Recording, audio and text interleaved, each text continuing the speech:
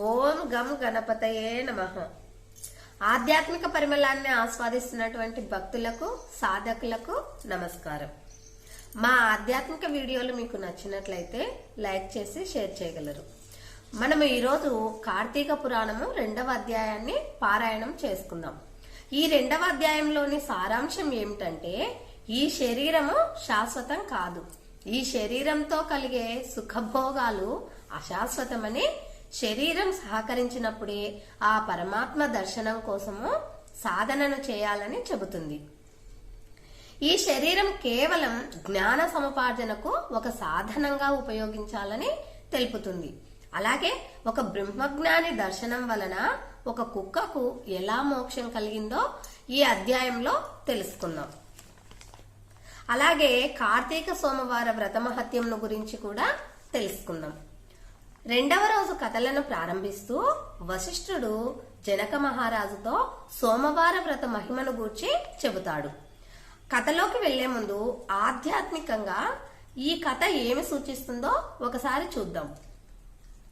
ఈ కథలో నిష్ఠుర అంటే మనసును సూచిస్తుంది, మిత్రశర్మ అంటే బుద్ధిని సూచిస్తుంది, నరకం అంటే జనన మరణ చక్రం సూచిస్తుంది, కార్తీక సోమవార వ్రతము జ్ఞాన సాధనను సూచిస్తుంది, వ్రత ఫలితాన్ని దారపోసే బ్రాహ్మణుడు సద్గురువును సూచిస్తాడు. అంటే మనసు బుద్ధిని మరుగునపరిచి ఈ శరీరంతో పంచేంద్రియాలు అనే విటులతో సుఖాలను అనుభవిస్తుంది. తుదకు ఆ వాసనలతో ఈ జనన మరణ చక్రంలో తిరుగుతూ ఉంటుంది. ఎప్పుడైతే ఒక సద్గురువు లభిస్తాడో అప్పుడు ఆ మనసు జ్ఞాన దర్శనం వైపు నడిచి మోక్షాన్ని పొందుతుంది అనేది ఈ కథలోని ఆధ్యాత్మిక రహస్యం. ఇక కథలోకి వెళితే, పూర్వకాలంలో కాశ్మీర దేశంలో ఒక బ్రాహ్మణుడు ఉండేవాడు. అతనికి చాలా కాలానికి ఒక కుమార్తె కలుగుతుంది. ఆమె పేరు స్వాతంత్ర్య నిష్ఠురి. ఆమెను మిత్రశర్మ అను బ్రాహ్మణునికి ఇచ్చి పెళ్లి చేస్తాడు. ఆ బ్రాహ్మణుడు, ఆ యువకుడు సకల శాస్త్రములను అభ్యసించి సదాచార పరాయణుడై ఉండేను. కాని నిష్ఠుర మాత్రం యవ్వన గర్వంతో పెద్దలను దూషించుచు, అత్తమామలను, భర్తను గౌరవించకుండా వ్యభిచారిణి అయి తిరుగుతూ ఉండేది. చుట్టుప్రక్కల వారంతా ఆమెను కర్కశ అనే పేరును పెట్టారు. ఒక రోజు రాత్రి ఆమె భర్తను చంపి అడవిలో పడవేస్తుంది. ఇక తనకు ఎవ్వరూ అడ్డులేరని తన సౌందర్యంతో పురుషులను ఆకట్టుకొని శరీర సుఖాలను అనుభవించసాగెను. ఆమె తన మాటలతో ఎంతో మంది స్త్రీలను వ్యభిచారిణులుగా మారుస్తుంది.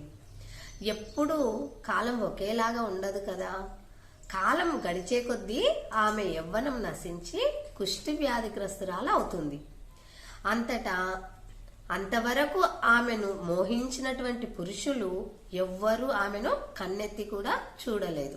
అటువైపు వెళితే కూడా మళ్ళీ ఆమె పలకరిస్తుందేమో అని అక్కడ సైడ్ కూడా వెళ్లకుండా ఉండేవారు.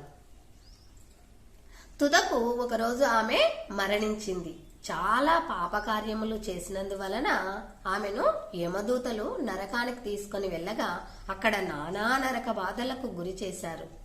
ఆ నరక బాధలను అనుభవించి చివరకు కళింగ దేశంలో కుక్క జన్మము ఎత్తుతుంది.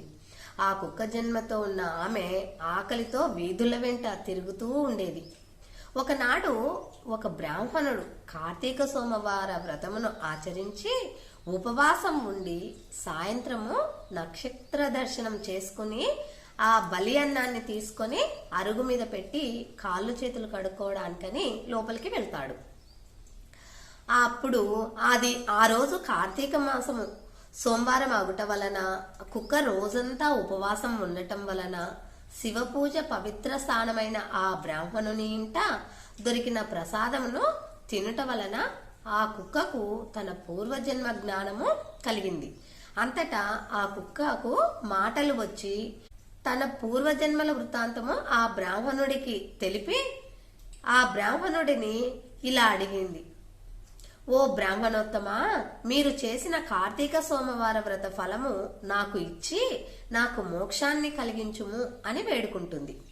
కార్తీక సోమవార వ్రత మహత్యంను గ్రహించిన ఆ బ్రాహ్మణుడు ఒక సోమవార వ్రత ఫలితమును ఆ కుక్కకు దారపోస్తాడు. అంతటా ఆ కుక్కకు శివ సాన్నిధ్యమును చేరుకుంటుంది. కావున మనమందరము కార్తీక సోమవార వ్రతమును నిష్ఠగా పాటించి ఆ శివ సాన్నిధ్యము కొరకై పరితపిద్దాం. ఇంతటితో కార్తీక పురాణం 2వ రోజు పారాయణం సమాప్తం. జై శ్రీరామ్.